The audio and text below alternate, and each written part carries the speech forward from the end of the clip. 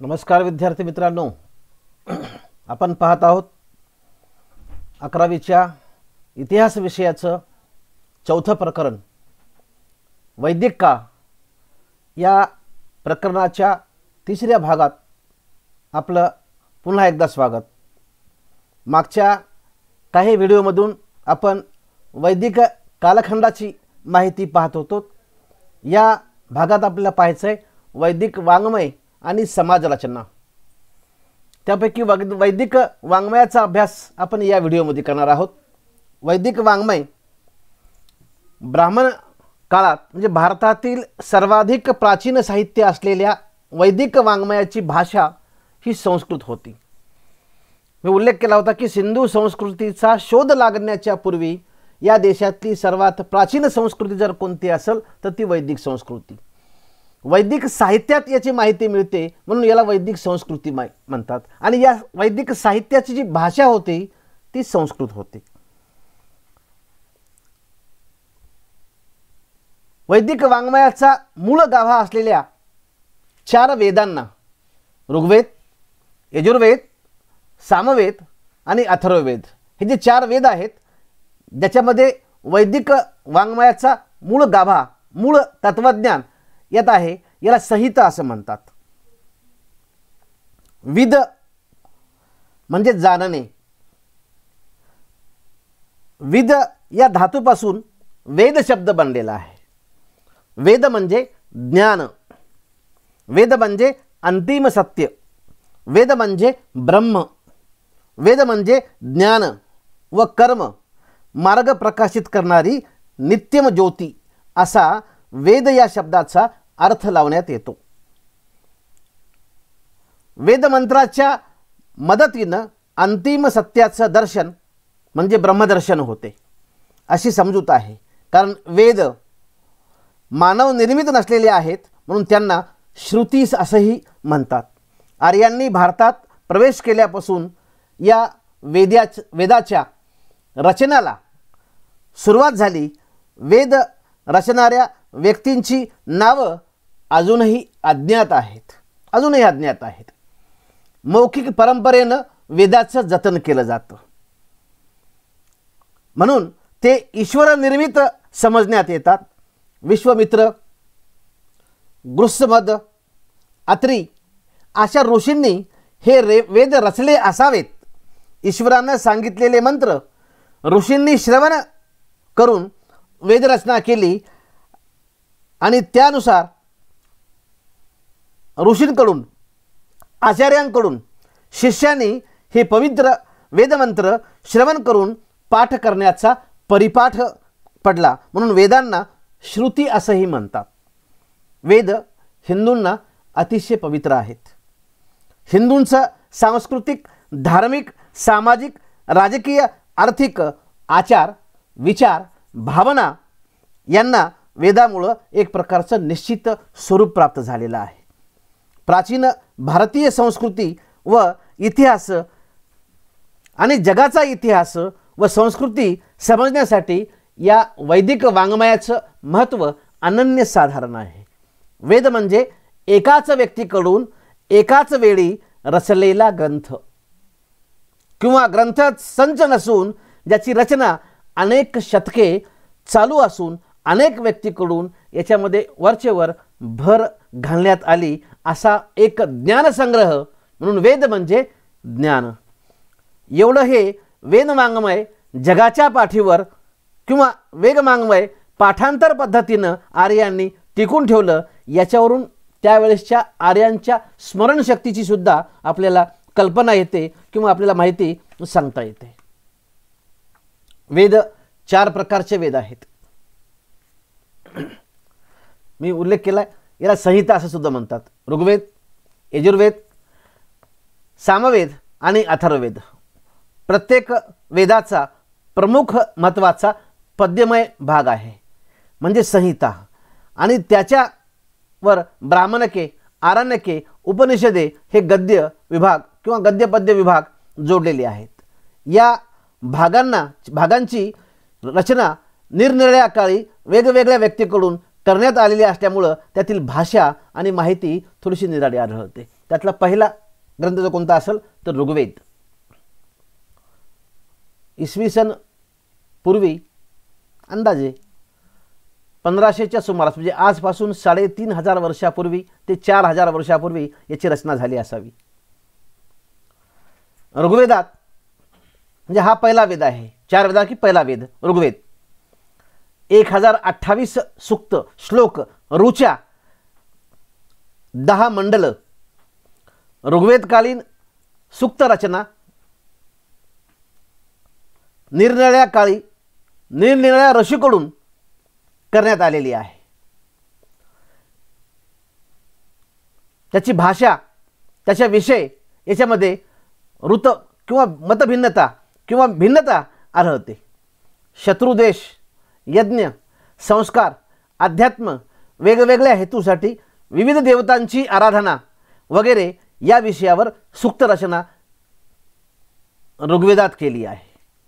त्यात प्रार्थना, कवन, ईश्वर स्तुतीपर स्तोत्र यांचा प्रामुख्याने समावेश आहे. काही सूक्ते यज्ञप्रसंगी होत्री नामक पुरोहिताकडून म्हटली जातात. ऋग्वेदात जी 10 मंडलं आहेत त्यापैकी 2 ते 9 मंडलं हे सर्वात प्राचीन आहेत. आर्य सप्तसिंधू प्रदेशात असताना त्यांनी रचना केली असावी. पहिल्या आणि 10व्या मंडलाची रचना नंतरच्या काळात झाली असावी असा एक अंदाज आहे. 10व्या मंडलामध्ये प्रसिद्ध पुरुष सूक्त समाविष्ट आहे. आर्यांच्या राजकीय, सामाजिक, आर्थिक, धार्मिक, सांस्कृतिक जीवनाची माहिती ऋग्वेदात मिळते. अनेक ऋचा गुंफून सूक्त तयार होतं, अनेक सूक्तांचं मिळून मंडल तयार होतं. धार्मिक, सांस्कृतिक जीवनांची माहिती यामध्ये आहे. ऋग्वेद सर्व वेदामध्ये सर्वात प्राचीन महत्त्वाचा वेद असून इतिहासाच्या दृष्टीनं तो अतिशय मौल्यवान आहे असा उल्लेख आपल्याला करता येतो. दुसरा वेद तो म्हणजे यजुर्वेद. यजुर्वेद यज्ञविधीमध्ये म्हटल्या जाणाऱ्या मंत्रांचं संकलन आणि त्याचं स्पष्टीकरण या दुसऱ्या वेदामध्ये आहे. यजुर्वेद संहितेत ऋग्वेदातील काही काव्यसूक्त्य समाविष्ट असून शिवाय काही पद्यरचना आहेत. प्रार्थना, धार्मिक विधी, अर्धयुनाविक पुरोहितांचं धर्मविषयक आराखडे याचं सखोल वर्णन या ग्रंथामध्ये आहे. ऋग्वेदातील मंत्राचा उपयोग कसा आणि केव्हा करावा याचं मार्गदर्शन याच्यामध्ये आहे. यज्ञप्रसंगी यज्ञक्रिया करणाऱ्या अर्धयुला यजुर्वेद मार्गदर्शन करतो. कृष्ण आणि शुक्ल असे यजुर्वेदाचे 2 भाग आहेत. कृष्ण यजुर्वेदामध्ये यज्ञविधी आहे, प्रार्थना, मंत्र, गद्यपद्य विवेचन आढळते. तर शुक्ल यजुर्वेदामध्ये 40 अध्याय असून त्यातील गद्य पद्य विवेचन, वाजसन्नेयी संहिता नामक संहितेविषयी माहिती आहे. म्हणजे यजुर्वेद एक प्रकारचा यज्ञदेव आहे असाही उल्लेख किंवा यज्ञवेद आहे असाही उल्लेख करता येतो. यज्ञ करतेवेळी म्हणण्याचे हे मंत्र ऋग्वेदातील ऋचाच एक प्रकारचे आहे, म्हणून पद्य स्वरूपातील ऋचा व नंतर त्याचा मंत्र म्हणून गद्यामध्ये स्पष्टीकरण अशी यजुर्वेदाची रचना आहे.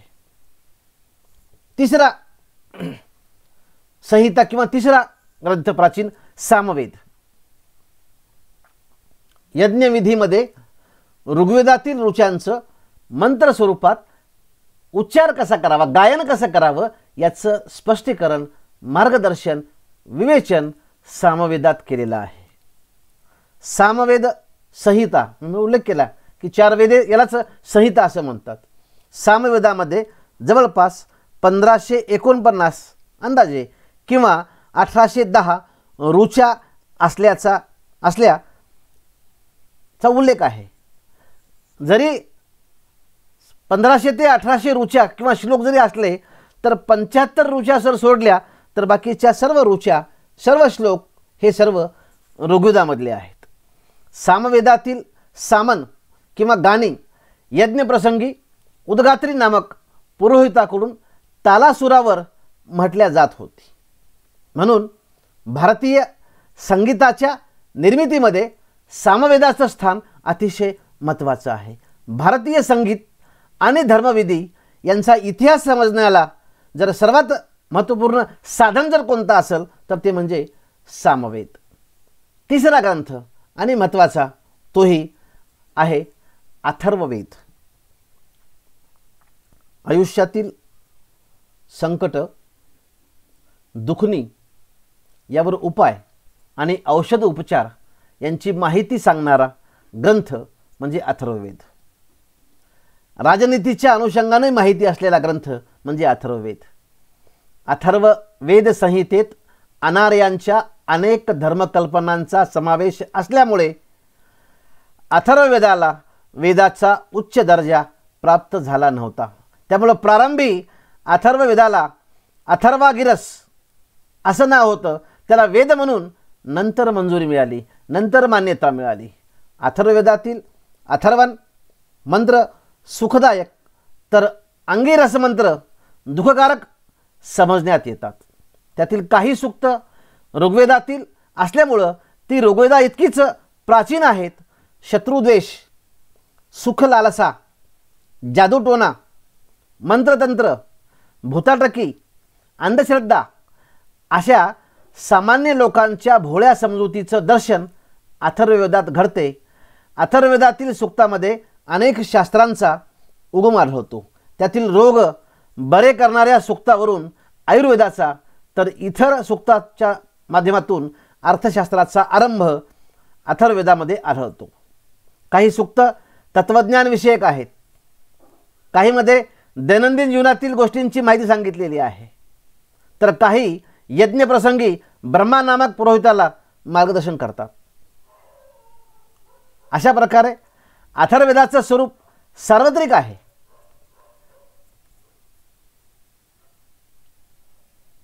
अथर्ववेद तत्कालीन समाज, पद्धती, प्रथा व व्यवहाराचं हुबेहूब चित्र डोळ्यासमोर उभं करतो. त्यामुळं आर्य आणि अनार्य संस्कृती व इतिहास समजण्यासाठी अथर्ववेदाची माहिती उपयुक्त ठरते असंही आपल्याला सांगता येते. हे सोडून वैदिक वाङ्मयामध्ये अन्य काही साहित्य आहे. वेदानंतर ब्राह्मण ग्रंथ, आरण्यक, उपनिषद यांची रचना झाली. संहितानंतर ब्राह्मणे हा वेदाचा प्रत्येक भाग आहे. प्रत्येक वेदाला ब्राह्मण आहेत. ऋग्वेदाची ऐतरेय, कोशतकीय, यजुर्वेदाची तैतरीय, शतपथ, सामवेदाची तांड्य, जैमिनी व षण्डविष आणि अथर्ववेदाची गोपथ अशी ब्राह्मणं आहेत. ब्राह्मणे म्हणजे वेदावरील भाष्य. वेदानंतर निर्माण झालेली ब्राह्मणे म्हणजे वेदावरील भाष्य. वेदमंत्राचा अर्थ स्पष्ट करून मंत्र व विधी याचा संबंध स्पष्ट करण्यासाठी विद्वान पुरोहिताने अशा किंवा ऋषींनी केलेलं स्पष्टीकरण, विवेचन म्हणजे ब्राह्मण. अशा स्पष्टीकरणाचा संग्रह म्हणजे ब्राह्मणे. ब्राह्मणात विविध यज्ञ, प्रार्थना, विधी, मंत्राचं सखोल स्पष्टीकरण आहे. तत्कालीन धार्मिक समजुती, तत्कालीन यज्ञविधी, तत्कालीन पुरोहिताचं प्रस्थ, अनार्यांचा धर्मकल्पना आणि भारताची सांस्कृतिक प्रगती या बाबतीमध्ये इतिहासास उपयुक्त अशी माहिती ब्राह्मण ग्रंथ पुरवतात. दुसरा मुद्दा या ठिकाणी म्हटला आरण्यक. ब्राह्मणानंतर आरण्यक हा प्रत्येक वेदाचा भाग आहे. या भागातील मंत्र अरण्यात शिकवायचे असतात. अरण्यात म्हणजे जंगलात शिकवायचे असतात, म्हणून त्याला आरण्यकी असं म्हणतात. वेदातील काही मंत्र ब्राह्मण रचनासुद्धा असून समाधानरित्या स्पष्ट झाले नाहीत. यज्ञविधीचं स्वरूप गुंतागुंतीचं होऊन यज्ञफलाविषयी संशय निर्माण झाला. यज्ञ करून सुद्धा फळ मिळेल की नाही याची गॅरंटी वाटली होती. त्यामुळं मानसिक शांती मिळाली नाही. त्यामुळं वेदातील तत्त्वज्ञानविषयक मंत्राचं अध्ययन अरण्यात आचार्याजवळ बसून एकांतवासात होऊ लागलं. यज्ञ प्रकाराला किंवा यज्ञविधीला कंटाळलेली जिज्ञासी लोक आत्मशांतीसाठी मार्ग शोधू लागले. चिंतन, ध्यान, तप याचं महत्त्व वाढू लागलं आणि यातून पुढं उपनिषद यांचा जन्म झाला. तिसरा शब्द याच्या म्हटला उपनिषद. आरण्यक्या नंतरचा प्रत्येक वेदाचा अखेरचा भाग म्हणजे उपनिषद. उपनिषद या शब्दाचा अर्थ जवळ बसणे, विश्वासू, जिज्ञासू पात्र शिष्याला गुरु जवळ बसून सांगितलेल्या ब्रह्मज्ञानाचा संग्रह उपनिषदात आहे. जवळपास 108 उपनिषद आहेत. अनेक ऋषींनी इसवी सनाच्या पूर्वी 800 ते इसवी सन पूर्व 500 म्हणजे आजपासून 2800 ते 2300 वर्षापूर्वी या उपनिषद ग्रंथांची रचना झाली असावी.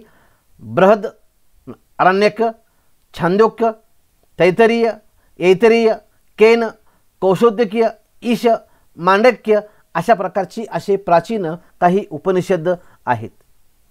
ब्रह्म मानवी देहात आत्मा आणि आत्मन या नावानं निवास अंतिम सत्य आहे. म्हणून आत्मज्ञान झालेली व्यक्ती सर्वश्रेष्ठ असून तिला मुक्ती मिळते अशा प्रकारचा आत्मा या कल्पना उपनिषद तत्वज्ञानामध्ये मांडलेली आहे.